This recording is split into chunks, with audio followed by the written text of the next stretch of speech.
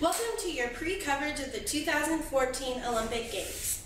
I'm Claire Fisher, your host, and this is a segment about snowboard cross and parallel slalom snowboarding. In the next few minutes, I will be introducing you to the team and explaining how the events work. I will also be narrating an explanation of the physics principles behind snowboarding and giving an at-home example of one of these principles in action. Let's get started. First, I will introduce you to this year's snowboard cross competitors.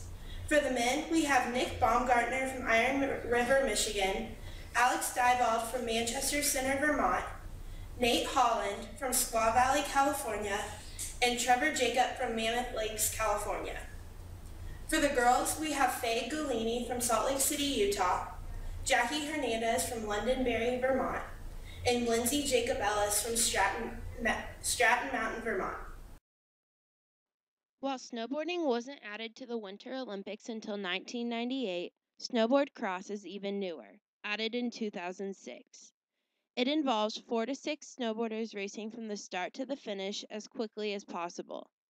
Along the way, athletes encounter obstacles such as big airs, whoops, rollers, and bank turns.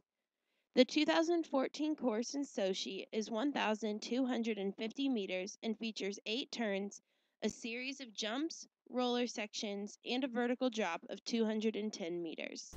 Even newer to the Olympic platform is parallel slalom, making its debut this year in Sochi. Justin Ryder from Steamboat Springs, Colorado is the United States' only competitor. Just like snowboard cross, the ultimate goal is to be the first person to the finish line.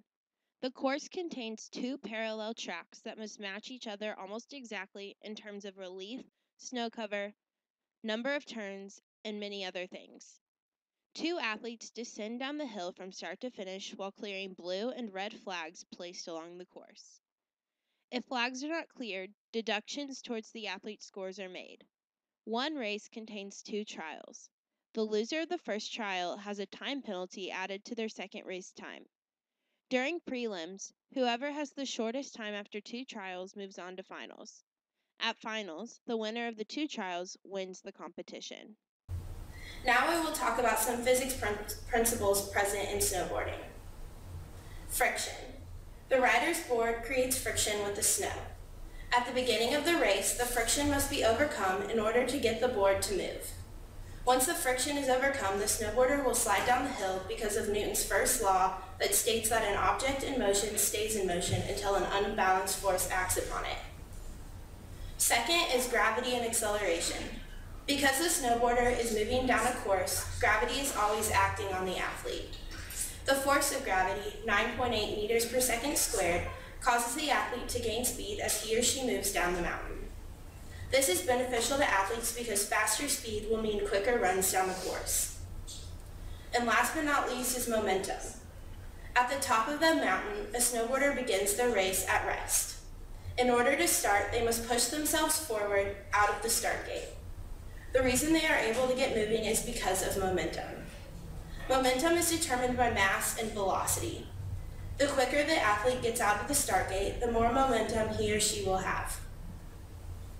This principle is important in getting the race started because the quicker an athlete reaches a higher velocity, the more acceleration will affect them. If a snowboarder starts at a high velocity, they have the potential to reach higher speeds in a smaller amount of time. In order to grasp the concept of momentum, I have come up with a good example that anyone can do in their homes. Momentum is what causes a person in a rolling chair to keep moving after the person pushing them lets go, like this.